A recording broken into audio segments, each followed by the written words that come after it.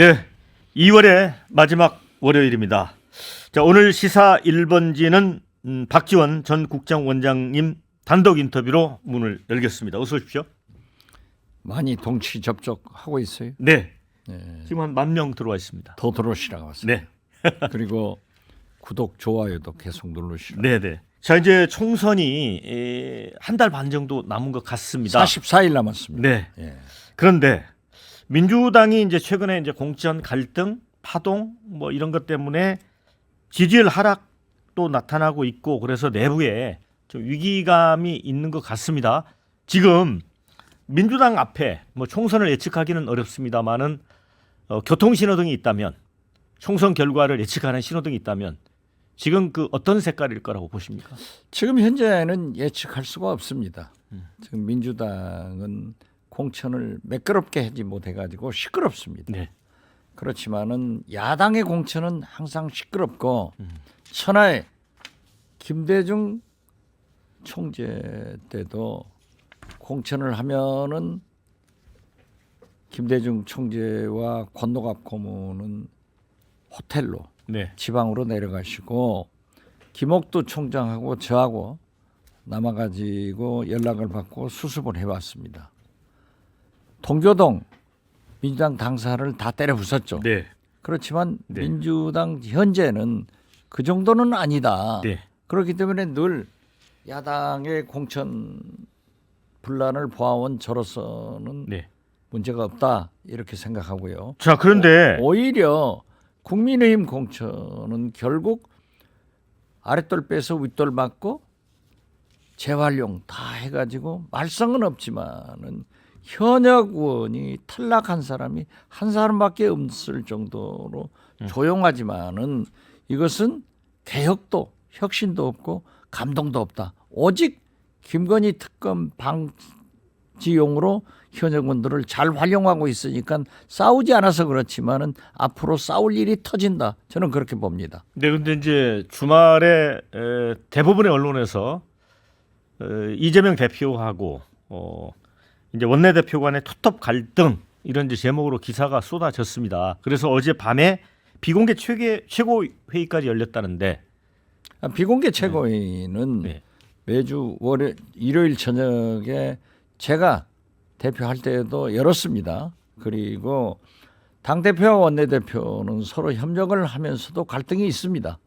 한명숙 대표 때 제가 원내대표였는데 그때 친노 친문 이걸 가지고 저하고도 많이 갈등이 있었지만은 그게 나쁜 게 아닙니다. 그래서 결국 어제 보면은 잘 조정돼 가지고 갈등이 없다. 이렇게 홍익표 대표가 말씀하시지 않습니까? 그래서 이러한 것 가지고 갈등이라고 표현하는 그것은 좀 지나치다. 이렇게 생각합니다. 그리고 이제 논란이 됐던 여론조사 업체를 이제 제외하기로 했지 않습니까? 자, 그런데 그럼에도 불구하고 친명 원외 조직 더민주혁신회의가 이걸 가지고 이제 홍익표 원내대표가 부적절한 개입을 하고 있다라고 공격을 하고 있거든요. 요건 어떻게 보세요? 그건 잘못됐다고 생각합니다. 네. 만약에 잘못 선정이 됐다고 하면은 홍익표 대표는 의원들의 의사를 집중해 가지고 모아서 당 지도부에서 얘기할 수 있기 때문에 어제 저녁 최고위에서도 그 여론조사 기관은 배제했다고 하면은 잘 됐다. 저는 그렇게 봅니다. 네. 그런데 이제 논란이 됐던 여론조사 업체가 이재명 대표가 이제 그때 당시 시장을 할 때 용역을 줬던 회사였다. 그리고 원래 PT에서 탈락했던 업체인데 이제 김병기 지금 공관이 간사잖아요. 그분이 이 얘기를 해서 이제 정필모 의원이 선거관리위원장인데 그렇게 해서 이제 추가로 들어갔다 해서 논란이 있거든요. 이런 부분은 어떻게 보세요? 글쎄요, 저는 이재명 대표가 성남시장 때 용역을 했다고 해서 그 여론조사 업체를 제외하는 것도 잘못이고 만약 선정이 됐는데 그 선정 과정에 이유가 있어서 김병기 사무부총장께서 추천을 해서 합당하게 결정됐다고 하면은 문제가 없지 않느냐. 그렇지만은 그러한 내용들을 지적하기 때문에 잘못됐다 해서 지도부에서 고쳤으면은 잘못을 인정하고 고친 것이 더 잘했다. 저는 그렇게 봅니다. 지금 제 댓글 중에 민주당이 총선에서 이겨야 그렇게 주장하던 용산의 폭주를 견제할 수 있을 건데 당연하죠. 그런데 지금 당내 이렇게 공천 과정에서 불공정성을 제기를 하고 승복을 못하는 사례들이 많잖아요. 과거에도 야당 공천은 거듭 말씀드리지만 그렇게 승복하지 못하고 말썽이 많았어요. 그렇지만은 공천이 끝나면은 결국 양당 공천을 심판하게 될 겁니다. 국민들은 현역 의원 돌려막기 해가지고 탈락 없는 오직 김건희 특검 방지용의 국민의힘 공천을 찬성할 것이냐, 그래도 개혁을 혁신을 추진하고 있는 민주당의 공천을 높이 평가할 것인가, 이런 것은 제가 볼 때는 오히려 민주당 공천을 높이 평가할 것이다. 왜냐하면은 우리가 국회를 개원하고 보면은 거의 절반 정도가 초선 의원들로 자동적으로 들어옵니다. 그렇기 때문에 국민들은 굉장한 현역 의원 불신과 혁신을 요구하고 있는데 그 혁신에 부합하지 못하고 있는 것은 국민의힘 아닌가. 그래서 저는 공천이 잘 끝나면 결국 원래대로, 지금 민생이 좋습니까? 남북관계가 좋습니까? 민주주의가 파탄났지 않습니까? 그래서 저는 윤석열, 김건희 검찰 정권의 종식을 외치는 이 시대 정신에 부합하는 야권 민주당이 승리할 수 있다. 저는 그렇게 봅니다. 자, 지금 은평을 네. 경선 참여에 김우영 강원도당 위원장이 했거든요. 그런데 이분이 이제 은평구청장 출신이긴 한데 이것도 이제 홍 원내대표가 비판을 했잖아요. 근데 제가 볼 때는 강원도당 위원장이 은평을 지역구에 신청하는 것 자체가 해당 행위 아닙니까? 은평구청장 출신이기 때문에 저는 할 수 있다고 봅니다. 그러나 강원도당 위원장으로 갔으면은 강원도에서 출마한 것이 더 바람직했겠죠. 그렇지만 본인이 은평으로 돌아온 것을 누가 탓하겠어요. 그래서 저는 이러한 모든 것도 당원과 국민이 결정한다, 이렇게 생각합니다. 자, 이제 하위 10% 평가 김영주, 박용진, 윤영찬, 김한정 의원.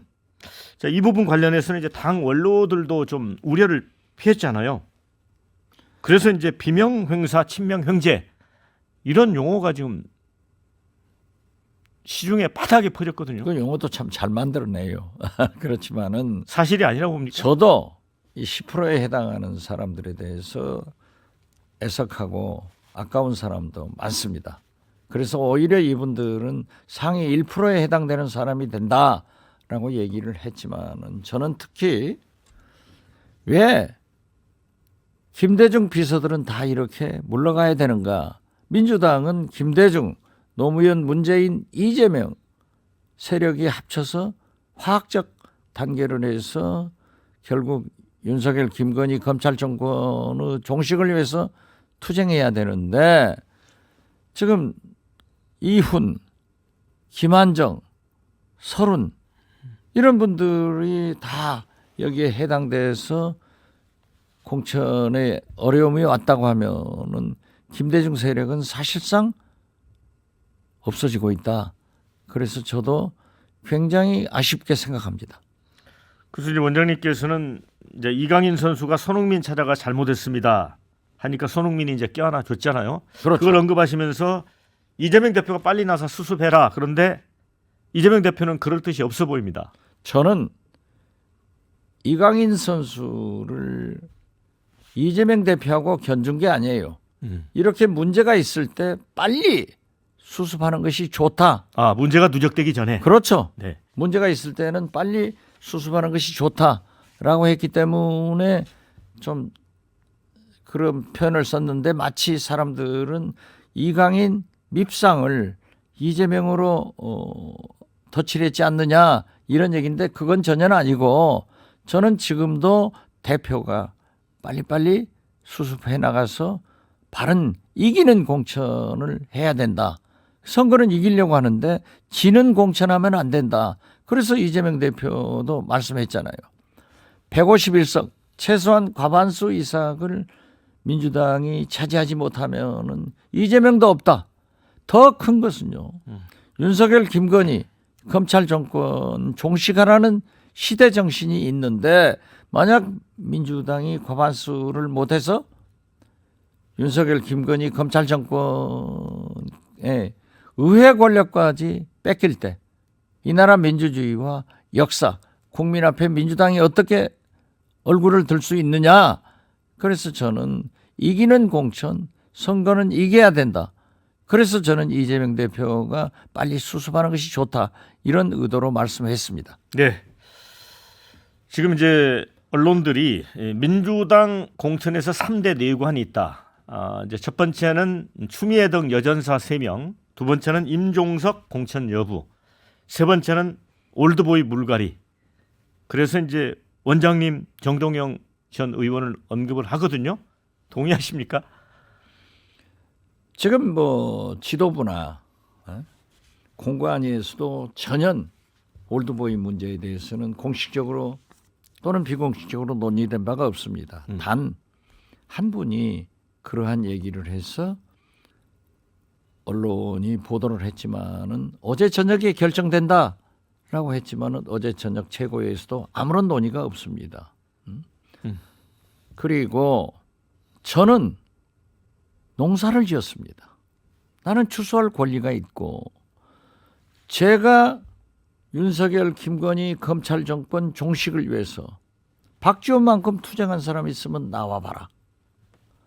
민주당이 단결해서 이재명 대표 중심으로 뭉치자 한 사람이 있으면 나와봐라.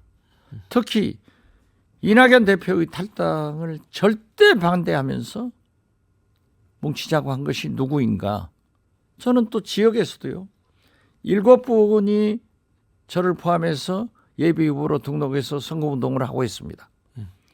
KBC, SBS, MBC, KBS 6번 여론조사에서 제가 압도적으로 1등을 하고 네. 특히 저를 제외한 6번의 후보의 지지도를 합쳐도 제가 안 되고 네. 현역 의원보다도 더블 스코어 배반이 넘는다고 하면은 또 저만큼 열심히 지역구에서 일하고 있는 사람이 누구인가. 저는 그렇게 올드보이 얘기를 한 그분들에 대해서는 강한 유감을 표시하지만은 민주당에서 그러한 논의가 없고 오히려 저는 꼭 공천해야 된다 하는 주장이 더 많다 하는 말씀을 드립니다. 네, 지금 댓글 중에 윤석열과 맞짱 뜰 정치 구단 반드시 임무 완수하세요. 이런 글도 그렇습니다. 올라왔습니다. 자, 그런데 지금 말이죠. 예. 168명 민주당 국회의원들 민주당이 윤석열, 김건희 검찰과 효과적으로 싸운 사람이 누가 있어요? 박지원입니다. 자, 그런데 지금 이재명 당 대표는 떡잎이 져야 새순이 자란다 이런 얘기를 했어요. 그러면 원장님은 새순에 해당된다고 보십니까? 저는 새순입니다. 윤석열, 김건희 검찰, 윤김검이 주는 물을 먹고 자라는 새순입니다. 저는 떡잎이 아니에요. 떡잎이 되려면은 우선 건강하지 못하고 꼰대 젊은이들이 있는데 저는 스마트보이예요. 저보다 더 총기가 있는 사람이 있으면 한번 나와보라 이런 얘기를 하는데요. 저는 새순이다. 네. 박지원은 윤석열, 김건희, 검찰이 주는 물을 먹고 자라는 새순이다. 내가 꼭 국회에 가야 우리 민주당이 단결하고 저 윤김검 정권을 심판해서 대통령 승리를 이끌 수 있다. 네. 저는 그렇게 자부합니다. 네. 제가 농사 짓는데 저보다 농사 잘하는 사람이 어디 있어요? 네. 그리고 이제 임종석 전 비서실장의 중성동갑 공천 여부 이제 뭐 송파갑에 가라고 했는데 본인이 거절했고요. 요 문제는 당에서 어떻게 하는 게 선거에 유리하다고 보십니까? 저는 제 입에서 한동훈 비대위원장을 자꾸 칭찬하는데요. 한동훈 비대위원장이 잘한 게 있어요. 이기는 선거, 이기는 공천하겠다. 네. 그런데 사실은 김건희 특검 방탄용 공천을 하고 있는데 우리 민주당이 이러한 것을 지적해 줘야 되는데 나만 지적하더라고요. 자, 그런데 지금 한동훈 비대위원장이 재활용을 잘했잖아요. 네. 중진들 이리저리 빼줘야 네. 했는데 지금 44일 남았는데 어디로 빼요? 그렇기 때문에 저는 이기는 선거를 위해서 임종석 비서실장도 여론조사해서 네. 경선해서 이기면은 공천하고 네. 지면은 공천 안 하는 것이 원칙이다. 그렇게 해서 국민과 당원들이 선택하게 해줘야 된다. 저는 그렇게 생각하고 이기는 공천하자. 그렇게 말씀드립니다. 그러니까 이해찬 전 대표도 명문 정당으로 가야 민주당이 총선에서 이긴다 이런 얘기를 했어요. 그런데 그렇다고 그래요. 저도 아직 보도를 이재명 대표나 공관위 쪽에서는 아무런 언급이 아니 없거든요. 이재명 대표 죄송합니다. 이낙연 전 대표는 저를 만나서도 박지원 원장님이 180명 야권 의원보다도 훨씬 스피커가 세고 잘 싸우고 있습니다. 제발 민주당 국회로 들어가서 민주당 의원들을 싸우는 법도 가르치고 좀 이끌어 주십시오. 싸우는 것을 이끌어 달라고 하더라고요. 그러나 저는 이해찬 대표가 임종석 명문 정당을 위해서 공천이 필요하다 이런 말씀을 했다는 것을 보도로 보았는데 저는 옳은 얘기라고 봅니다. 그러나 임종석 전 비서실장도 경선을 해서 이기면 공천하는 거예요. 지는 공천하지 말자 이거죠. 자, 근데 이제 민주당 내부에 이제 공천 반발이 커지면서 조정식 사무총장 친명계 중에서 대표적으로 누군가 희생해야 될 거 아니냐. 그래서 불출마를 권유했다. 이 대표가 이런 얘기가 있던데 본인은 또 아니라고 했거든요. 저도 아닌 것으로 알고 있습니다. 저는 조정식 의원이 5선 의원이지만 굉장히 인격자입니다. 그렇게 정치적으로 장난을 하지 않는 사람이에요. 그렇기 때문에 저는 조정식 사무총장의 말씀을 믿고 거기도 공천을 하든지 단수 공천을 하든지 당이 결정해서 국민이 심판받도록 해봐야지. 저는 조정식 사무총장도 이길 수 있다. 그렇기 때문에 그렇게 자기 기분에 따라서 어떤 한 사람을 저격하는 이런 풍토는 없어져야 된다. 그렇게 말씀드립니다. 하여튼 최근에 여러 총선 관련 여론조사를 보면 민주당이 이제 하락하고 국민의힘은 상승세이고 그런 흐름은 보이는 것 같습니다. 그래서 보이지만은 그것은 큰 문제가 없다. 저는 그렇게 말씀드리고요. 지금 해남안도 진도 우리 전라남도는 가장 큰 문제가 선거구 조정이 아직 안 되고 있습니다. 그래서 신안, 무안, 영암 선거구가 해체돼서 영암은 해남안도 진도로 붙는다는 거예요. 그 결정이 29일이 있으니까 그 결과를 보고 공천을 결정하겠지만은 저는 왜 민주당이 호남을 대변하지 못하고 그렇게 지켜주지 못하냐. 인구 비례로 보더라도 부산이 줄여야지. 전라북도 줄이고 호남은 뒤죽박죽 만들어서는 전남은 뒤죽박죽 만들어서는 안 된다. 이것부터 좀 잘 해결하라고 그러십시오. 네. 자, 이제 원장님한테 질문이 들어와서 좀 물어 드릴게요. 지금 이제 하여튼 민주당 이재명 대표와 관련해서는 플랜 B가 필요하다. 그래서 뭐 공천이 끝나고 나서 이선으로 이제 후퇴하고 어떤 비대위 체제로 갈 수도 있다는 얘기도 나오고 지역구 불출마 얘기도 나오고 합니다. 그런데 이런 질문이 있어요. 박 원장님, 지난번 조국 출마한다고 말한 것도 정확히 맞추셨는데 이재명 대표가 불출마할까요? 저는 출마해야 된다고 생각하고 출마합니다. 그런 그리고 질문이 있고요. 이재명 대표는 지금 누가 뭐라 하더라도 민주당 지도자 중 차기 대통령 후보로 가장 많은 국민적 지지를 받고 있어요. 김대중 대통령도 정치인은 자기 생각이 중요한 게 아니라 국민의 생각이 중요해요. 국민이 지지하는 이재명 대표를 왜 불출마하라? 대표 바꾸고 무슨 뭐 비대위원장 하라? 이런 것은 전쟁 중에 장수를 바꾸는 일이라고 생각하고요.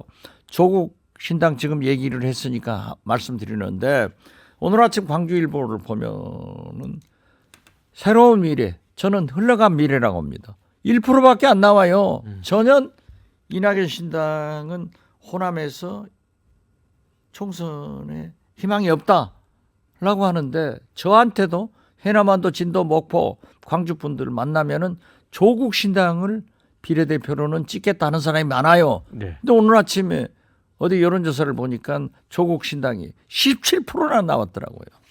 그러나 상대적으로 이준석 신당은 지금 현재 물론 김종인 공관위원장이 갔으니까 조금은 달라지겠지만은 아주 반토막 나 있잖아요.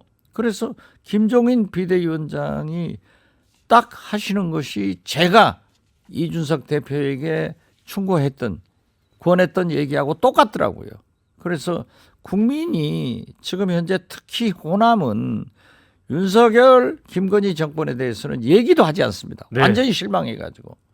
그리고 이낙연 신당은 안중에도 없고 조국 신당에 대해서는 상당한 사람들이 관심이 있고 그래도 민주당이다. 그리고 이재명 대표에 대한 충성심이 강하다.